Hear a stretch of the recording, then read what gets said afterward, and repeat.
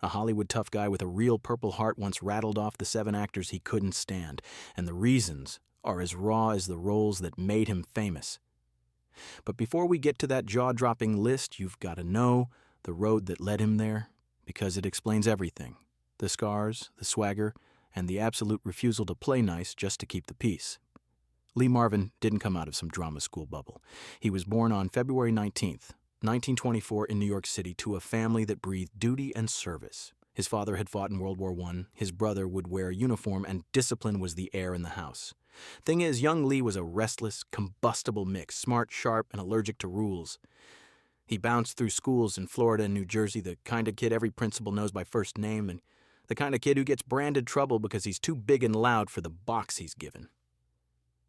If you ever watched him sneer on screen and thought, how does he make rebellion feel so real? This is why. Those edges weren't props. Then came the moment that sandblasted the boy and formed the man. At 18, with World War II raging, Lee Marvin enlisted in the United States Marine Corps and shipped out with the 4th Marine Division to the Pacific. He saw hell in the Battle of Saipan in 1944, close quarters, mud and iron combat, the kind that doesn't fade. He was hit by machine gun fire, wounded in the buttock and the sciatic nerve, and spent more than a year in a naval hospital clawing his way back. He wore the Purple Heart because he'd earned it the hard way. When you know that, his granite presence on film suddenly makes sense. He wasn't pretending to understand violence. He'd survived it, so when he later played soldiers, outlaws, and men who never blinked, audiences didn't just watch him, they believed him. After the war, Lee Marvin didn't leap straight into the spotlight. He drifted, picked up odd jobs, and then fate did that casual wink it loves. He was working as a plumber's assistant at a community theater when an actor fell ill and someone asked Lee to step in just for the night. He did, and got hooked. Mentors nudged him toward real training, and soon he was studying in New York at the American Theater Wing. He was tall, scar-lined, and magnetic. Casting directors noticed, the screen noticed, the audience noticed. Hollywood first used him the way Hollywood always uses a man who looks like he can actually hurt you. Heavies, henchmen, lawless drifters, hard-edged soldiers. In the early 1950s, he was that guy who walked into a frame and your shoulders tightened because trouble had arrived. In The Big Heat, 1953, he didn't just play a gangster, he chilled the movie's blood. In Bad Day at Black Rock, 1955, his menacing quiet did more damage than a monologue ever could. Through that decade, he became the go-to villain who didn't need to shout to own a scene. Then the 1960s rolled in and everything flipped. And Lee Marvin stopped stealing movies and started carrying them in John Ford's The Man Who Shot Liberty Valance, 1962. He embodied Liberty Valance, an outlaw so mean he turned a town into a whisper. Playing opposite John Wayne and James Stewart, Marvin didn't flinch, he dominated. And then, just to prove he could break your expectations in half, he went full comic chaos in Cat Ballou in 1965, playing both the washed-up, boozy gunfighter Kid Shalene and the cold-eyed villain Tim Strawn. It was outrageous, funny, and weirdly touching. The performance won him the Academy Award for Best Actor and rewrote the idea of what a tough guy could do on screen. With that golden statue came the kind of career most actors dream of and few survive. Lee Marvin headlined The Dirty Dozen, 1967, as Major John Reisman, a crusted-over officer tasked with turning convicts into a strike force. It was massive, box office, cultural impact, all of it, and his gruff, deadpan leadership set the bar for a generation of war and action films. The same year, he brought a stripped-down cool to Point Blank, 1967, a neon noir that let him play revenge like a drumbeat. And in Paint Your Wagon, 1969, he surprised everyone by singing, crookedly, charmingly, in that gravel-rolled-in whiskey voice. Was it pretty? Not even a little. Was it memorable? Absolutely. Off camera, he was stubbornly himself. Lee Marvin wasn't seduced by red carpets or flattery. He loved boats and quiet water. He disappeared to Tucson or down the Baja coast to fish and breathe. He was forthright about his wrestling match with the bottle, too. For a man whose profession was all surface, he had no time for surfaces. Even as the industry shifted in the 1970s and 80s, he kept showing up with that unteachable authority. Emperor of the North, 1973, turned him into a folk myth hobo pitted against a tyrant conductor. The Klansman, 1974, pulled him into a volatile small-town drama. Avalanche Express, 1979, reminded everybody he could anchor a Cold War thriller. And Gorky Park, 1983, let him slip into villainy with elegant menace. His final screen salute came in The Delta Force, 1986, where he put on the uniform one last time as a war-hardened leader. By then, the lines on his face told as much story as any script. His personal life? It had chapters. In April 1952, Lee Marvin married Betty Ebeling. They were together for 15 years and had 4 children: Christopher, Courtney, Cynthia, and Claudia, a family built while Hollywood was trying to brand him as the permanent bad guy. The marriage cracked under pressure. The work, the drinking, the long shoots, the chaos of fame. They separated and divorced in January 1967. Years later, Betty Ebeling told her version in a candid memoir, sharing the glamour and the grit, and even alleging an affair with Anne Bancroft, the kind of claim that keeps old stories alive and messy. After that, the spotlight followed Lee Marvin's relationship with Michelle Triola, a romance that spilled into legal history with a headline-making palimony case in the 1970s. It was complicated and public, and very much of its moment. Eventually, though, he circled back to familiarity, marrying his childhood sweetheart Pamela Feely in 1970. That marriage stuck. She stayed with him through career highs and the health storms of the 1980s and later wrote Lee, a Romance in 1997, a memoir that pulled back the curtain on the man behind the myth, the tenderness, the stubborn kindness, the private laugh hardly anyone else got to see. The end came too soon. In late 1986, Lee Marvin was hospitalized with complications related to coccidioidomycosis, valley fever, which wrecked his breathing. Steroid treatments led to major intestinal ruptures, and he underwent a colectomy. On August 29, 1987, he died of a heart attack at 63. He was buried with full military honors at Arlington National Cemetery, a soldier's farewell for a man who never stopped carrying the war with him. Now, about that list. This is the part where Hollywood would prefer polite vagueness. Lee Marvin didn't do polite vagueness. Ask him a straight question, you'd get a straight answer, and sometimes the answer was a punch. When he was pressed about which actors he just could not stand, he didn't throw side-eye. He named names, 7 of them. Are these grudges a tidy spreadsheet of fact? Of course not. Some of it is memory, some legend, some backstage friction grown larger with time, but the pattern is clear. He hated phoniness, vanity, and anyone who made the work harder than it needed to be. John Wayne. People assumed Lee Marvin idolized John Wayne. Westerns, war pictures, that flinty American persona. On paper, they looked like the same breed. In reality, the two were oil and water. They worked near each other's orbits. Think of the long shadow of the Comancheros and the constant public comparisons. And the clash wasn't just professional.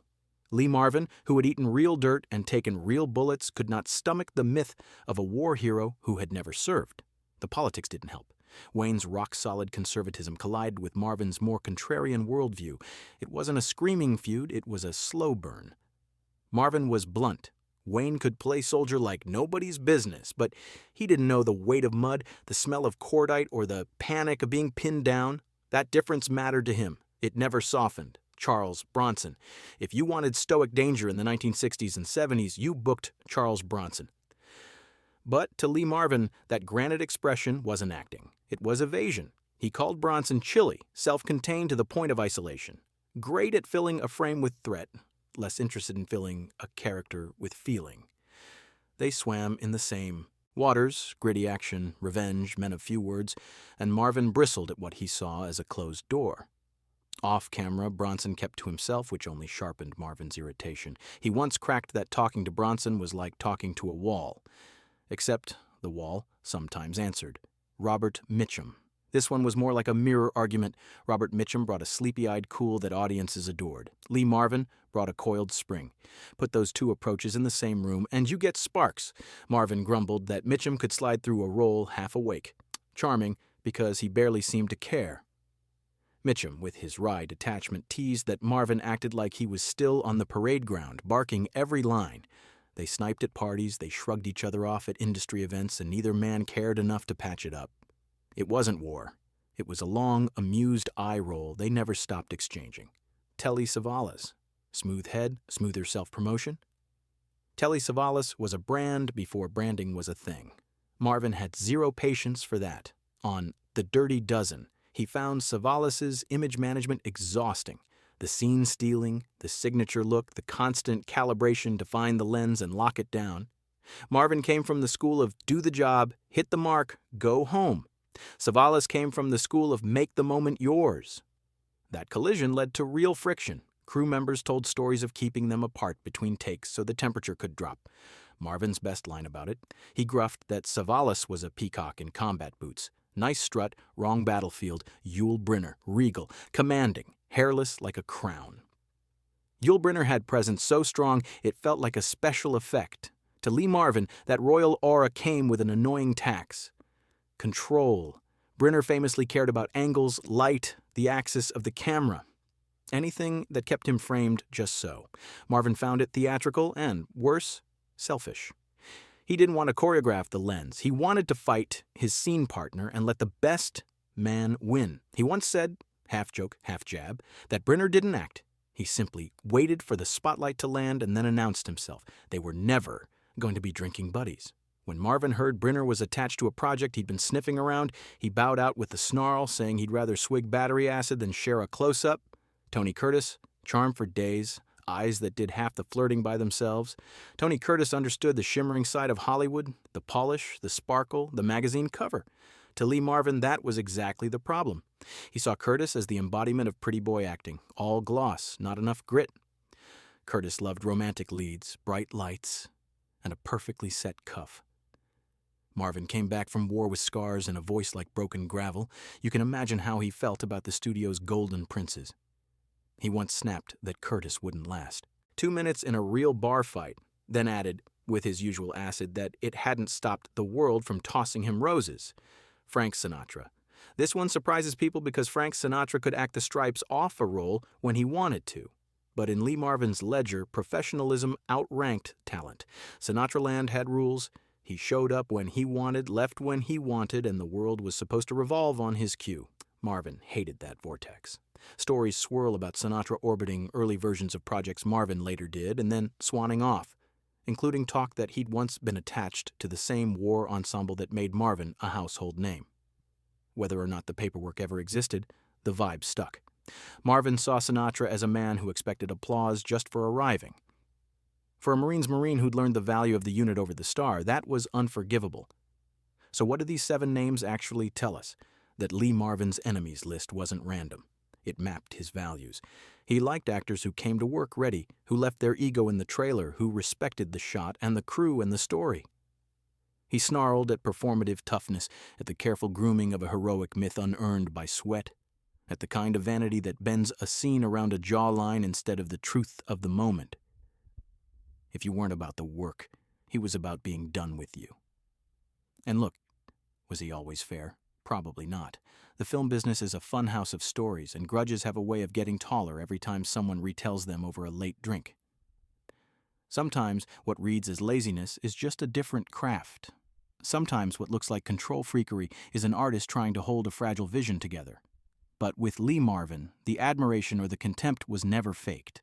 That's why we keep watching him. Even when he played a villain, he never lied to us. Now, if you're thinking, all this heat, where did the warmth live? It's in the unexpected places. It's in Pamela Feely's recollections of the gentler man who loved the sea, the dogs, the quiet mornings. It's in the way he laughed with kids who didn't care about his box office. It's the stubborn loyalty to the crews who broke their backs to make him look good and whom he always credited in private. The contradictions are what make a person. They're also what make a legend. Let's pull it all together. Lee Marvin wasn't crafted in a studio. He was forged on Saipan, hammered by pain, and cooled by the sea breeze off Baja. He stumbled into acting and then carved out a space nobody else could fill. He could be hilarious, heart-stopping, or downright terrifying. Sometimes in the same film, he kept his life simple when the industry begged him to make it complicated. He spoke plainly when silence would have been smarter.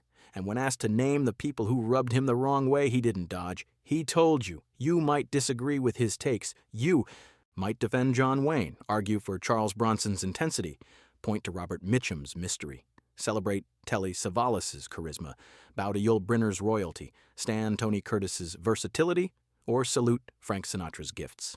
That debate is the fun part. The point is Lee Marvin meant what he said, and he'd already paid enough in blood and bone to earn his opinion. Picture him now. Big frame, slow grin, that voice like rocks tumbling in a barrel. He's telling a story about a director who asked for one more take in the freezing rain and how the whole crew, soaked and miserable, found something true on the next roll of film. Then he shrugs, lights a cigarette, and says, either you want the truth in the shot or you want the shot to flatter you. I know which one I signed up for. That's the gospel according to Lee. Before we go, let me leave you with this. If you love movies where the tough guy isn't pretending, where the laugh lines say as much as the dialogues, where the hero or the villain feels like someone who's actually lived, then revisit The Big Heat, Bad Day at Black Rock, The Man Who Shot Liberty Valance, Cat Ballou, The Dirty Dozen, Point Blank, Paint Your Wagon, Emperor of the North, The Klansman, Avalanche Express at Gorky Park, and The Delta Force. Watch how Lee Marvin doesn't just stand there. He listens. He reacts. He breathes the moment into the room. That's craft. That's life. That's why his shadow is still long across the screen. And if this deep dive into the man with the gravel voice and the iron stare hit the spot, do me a favor.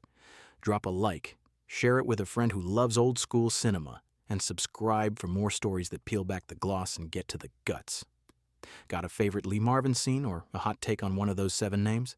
Toss it in the comments. I read them, and who knows, your pick might be the next story we unpack. Until then, roll credits and keep it honest.